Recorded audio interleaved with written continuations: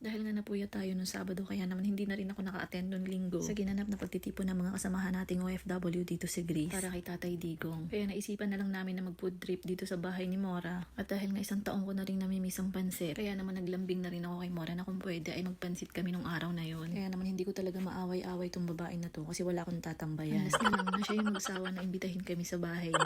Hindi ko talaga ipagpapalit ang pansit sa spaghetti. At habang nagluluto ako ng pansit, si Mora naman na nagpiprepare ng kakanin. Nakalimutan ko na kung ano yung tawag sa ginagawa niya. Dinamihan ko na rin nga yung luto ng pansit para naman kung hindi namin maubos ay meron kaming iuuwi ni Herna. Isingito na nga rin pala dito kung paano daw ako nagpapadala ng pera sa GCash. Ang gamit ko po ay Remitly. Ipapakita ko na lang yan sa screen sa inyo. At kung ikaw naman ay may bank account dito sa Greece at may online banking ka, hindi mo na kailangan lumabas para magpadala sa Pilipinas. Yan po yung ginagamit ko para kayo makapag-transfer sa aking GCash account. Hindi ko lang po sigurado kung lahat ng bangko dito sa Greece ay pwede magpadala dito sa Remitly papunta ng GCash. At kung itatanong nyo naman po kung ano yung bangko ko dito sa Greece, Eurobank po yung gamit ko. At bago matapos yung video ko, nais ko magpakilala sa inyo dahil nakalimutan ko na naman sa intro ng aking video. Hindi mo nga po pala ako kilala at bago ka pa lang sa aking video, ako nga po pala si Marie Grace, isang OFW at takilang duwende na pakalat-kalat dito sa Greece.